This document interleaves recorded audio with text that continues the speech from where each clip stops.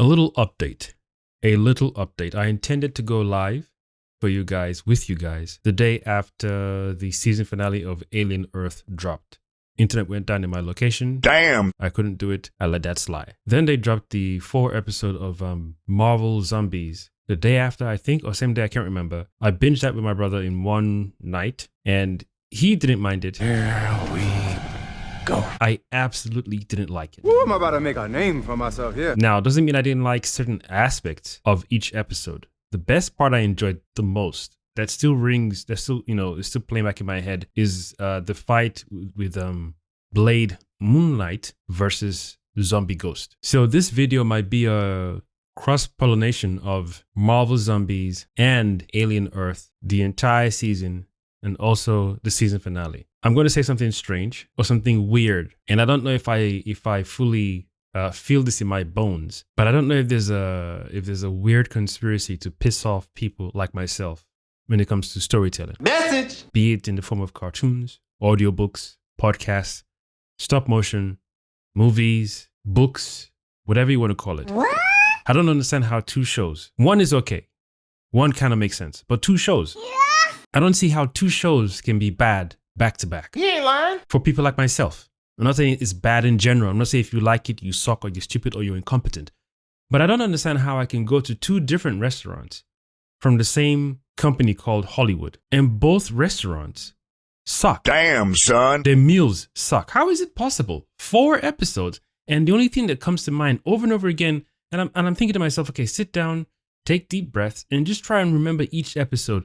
It's the Blade versus the Ghost Zombie that still sticks out to me. That's for the Marvel Zombies 4 episodes. And I've seen people's review. I watch Angry Joe's review, and there's this sense of they're looking forward to doing the season 2. I don't even understand why you need a season 2. No! God, please, no! So I don't know if I want to do multiple videos for this particular series or not. But I'm just going to try and do my best to remember what I didn't like about it, especially when it came to WandaVision and Infinity Thor. Marvel likes to play around with its own power scaling and who's strong, who's not strong. They do it in the comics, whatever. Just because you do some shit in the comics doesn't mean you got to bring that shit over to the animation or live action. Sometimes you can use your next level storytelling / medium of storytelling to fix or retcon certain things you did in the comics that many people aren't happy with. Are you serious? And that you yourself would be honest enough to say, you know what, we tried a thing, it didn't work. We're going to stick to what works for you guys and keep it pushing. Willingly?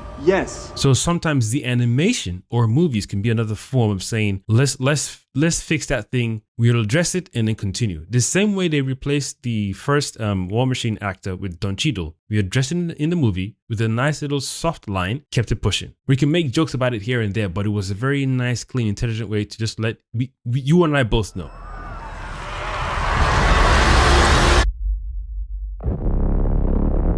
So the WandaVision thing versus the Infinity Hulk thing, I couldn't understand it. I'm not here to attack anyone who likes it. Again, I'm speaking from my feeling. You like it, I don't care. I don't like it.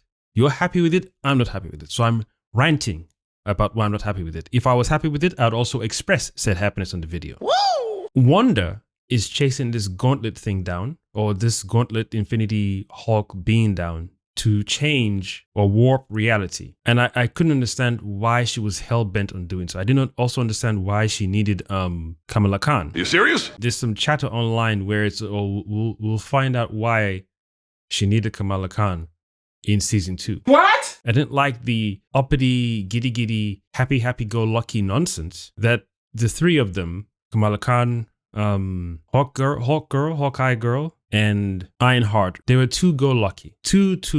That's right. When Blade found Kamala Khan, Khonshu told him she was going to be there. Khonshu didn't give Blade a heads up to go and find the 3 of them at least, so they would stand a better chance at surviving. He didn't send him to go and find the 3 of them when the spaceship crashed with the PIM particle shrunk device inside the belly. So I thought this series was going for a whole there's no cure. Maybe like episode 2, I was like, okay, maybe they're going for there's no saving this earth. That's right. And the way I would have been more satisfied with that is if you didn't include the Infinity Gauntlet transformation blast thing, if you didn't include Hulk having to absorb Infinity Hulk, a new form of Hulk because he absorbed the Infinity, if you didn't include all that stuff and it just showed these 3 girls, Riri Richards, Kamala Khan, and Hawk Girl, or whatever her name is, just doing their best to survive, using their skills as best as possible, and then they're trying to find the next Avengers to see what they could do, see if they can send a beacon. Even the beacon to space is too much because like, oh, they send a beacon,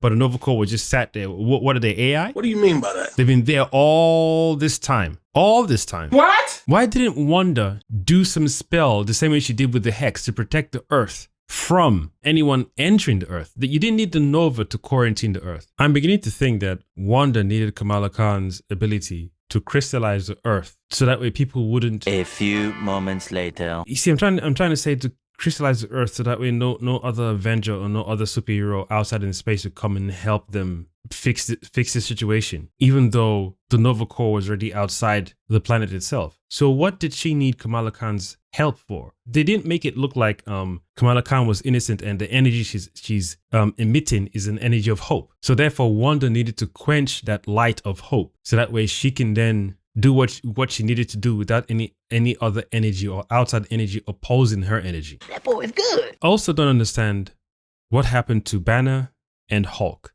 As soon as he absorbed the Infinity Stone's energy, all of a sudden he became a dunce. Damn. Meaning he couldn't change reality the same way Wanda had the intention and the ability to change reality. Because it's clear, I'm assuming it's clear that Wanda needed to use the infinity energy of Hulk, the one that Hulk now, because Hulk is not Hulk is now practically the embodiment of the infinity energy. So she needed that energy to reshape the world she wanted to. So the show didn't directly say that since Hulk and Banner no longer exist, that means there's no consciousness inside this vessel. How the vessel is capable of defending itself or what it's defending, it's not said. I hope you understand what I'm trying to get at here. The show didn't state that since Banner and Hulk are no more, this being is not intelligent, nor does it have any consciousness. They did not state that. So it has intelligence to know how to defend itself. By doing so, it means it is aware, it has awareness, and it knows someone or something or Wanda is coming to use my energy or this energy. So by doing that, you are letting me, the viewer, know that this Infinity Hulk being is aware. So that means you're of sound mind and you know what's going on. You're fighting off all these zombies because you know what they are. You know what they present. And you're doing your best to defend yourself and something you can't just be fighting because it's fun. You know what you're doing. So knowing what you're doing, why didn't you, the Infinity Hulk being, then reshape reality or fix this zombie nonsense? The same way you, Hulk, when you had the gauntlet in Endgame, you snapped your fingers. So why can't you then, you're practically the embodiment of the energy stones without the gauntlet. So you can technically snap your fingers, or you can just think it and then the whole world is reset. Willingly? Yes. We didn't even see that there are plenty human beings still trying to reshape the world and trying to end the apocalypse and the zombie plague. It looked like Wanda and her zombies had practically won. Even though, yes, the show just chose to show us some survivors, doesn't mean that there aren't human survivors looking to find a way to retaliate and fix the planet. But the way the show was given to us for these 4 episodes, so much so that Thor had even given up. So much so that they had all given up so much in Asgard, they couldn't even tell that Wanda was playing a huge spell and trick on them. Instead, people are saying it reminded them of the Red Wedding, when I don't care what it reminds you of. These shows these days are lacking a great level of not only simple clarity and simple storytelling, but a level of intelligence. Mm-hmm. Be clear. Don't be elusive or it's left to the imagination. Be precise and fucking direct, man. God damn! Why would you even let the woman who turned, who the main threat of this whole thing, outside of the zombies, are the super powered zombies. I even forgot if it was Wanda that gave them the powers to become self-aware, or they were just smart nonetheless, even though they were zombified. they remembered what happened to Thanos when he was fighting Spider-Man and T'Challa. And even then, the fact that they were observing that Thanos was learning in his zombie mind. No one cut off his arm. Damn. No one went for his head. Damn. They still went for his chest. So that one I let slide, like, you know what? Whatever. Yeah. But I thought that the people responsible for the What If series would go all out. Like a freaking Love, Death and Robots series, but all under your own moniker. Yes. It's like Marvel is acting like DC. You're so afraid or incompetent to use your own archives and information to create these epic stories that you can't do in live action. Especially when it comes to stunt work, for example. When it comes to combat, when it comes to animation, firepower, there are a lot of things you will not be able to pull off in live action.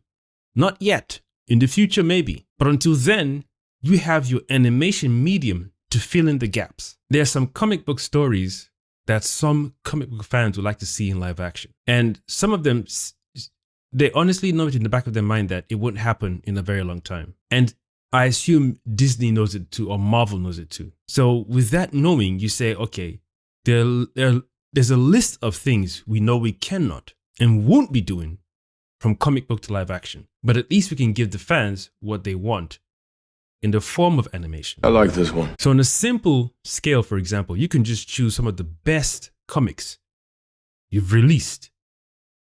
The best comic book runs that the fans have adored and fell in love with. So much so that there are YouTube channels out there who aren't only breaking down those comic books, but they're doing voiceover, not only narration, but like retelling of each comic book. And they've animated as best as they can. I assume it's them. They've animated these comic book panels and they're doing their own voiceover rendition. Do you know how much?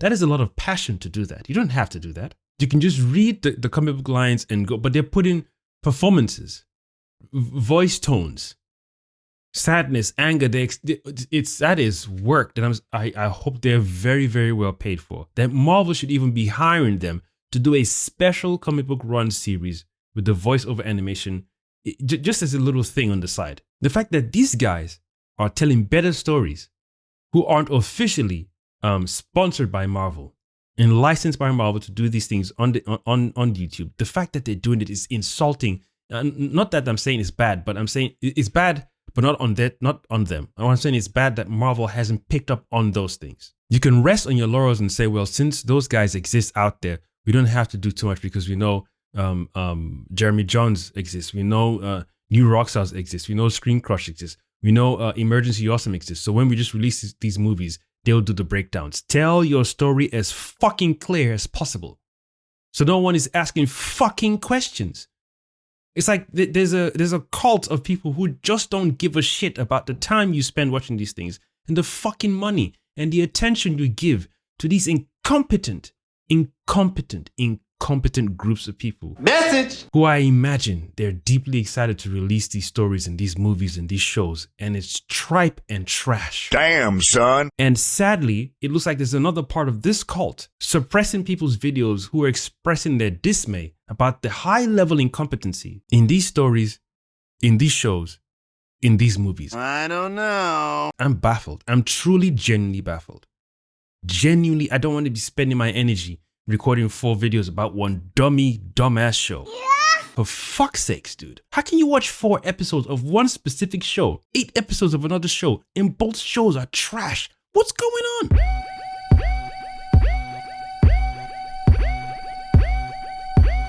I wish everyone had a special time machine that once they know they've watched trash, they have to leave a cosmic signature in their head so they can go back in time and not watch the show. You ain't lying. So they can undo the insult to their brain. Then when they see the trailer for said show, the cosmic alarm bell rings in the mind to let me know that, oh, we've seen this show in the future, or in a particular timeline, I've erased that time, come back in the past, setting a memory alarm to remind me not to watch the show, nor even do a trailer reaction or review it, or don't even pay attention to it. Or just leave a hologram for myself and time code it so that way it can still bypass any time stream way back in the past. I can still play the future hologram in my past despite whatever gadgets I have around me, even if it's still analog and not yet digital. Just to let me know, hey, don't watch that show, it's trash. That other one too is trash. My goodness, man. My goodness. Even Emergency Awesome in his titled video, Wasted Potential, I was like, oof.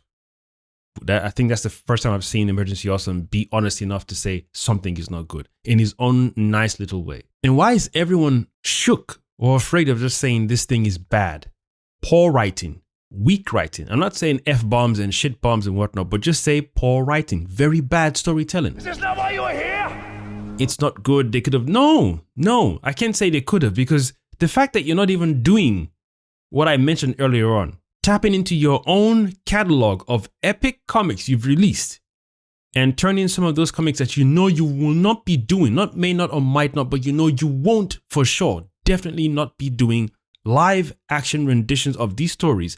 You have your one window to turn these comic books into cartoon series. Unless on paper, it is more expensive to do animations than it is live action movies. Does not compute. Unless that's the case, then I need to hush up. If that's not the case, what is Marvel doing? DC, they're both in the same boat. There has to be a special cult of people who just want to piss off people like myself, whether neurodivergent people like me or not neurodivergent people who love storytelling in the form of books, cartoons, or movies, or games even. But they just want to get those guys like myself pissed off. Are you serious? Yes. I cannot understand how I've watched two separate shows. Yes, funny enough, under the same umbrella as Disney. Maybe there's a clue there for me. Maybe I haven't figured out the whole pattern yet. But Marvel Zombies was trash? Yes. Alien Earth is trash? Yes. Wow. You ain't lying. I wasn't expecting anything from Marvel Zombies, but what I was hoping they would do is just go all out. The first episode was 3 girls singing and dancing. I thought, okay, well, they're in a zombie apocalypse. No, there's no law that you shouldn't sing and dance, but too many jokes. All 3 of you have jokes. Come on, son. Kamala Khan, she got on my nerves the most. But why? This would have been a great opportunity to turn someone who is so happy when she saw Nick Fury in the Marvels, which was corny, by the way. Hi. Damn. Whatever.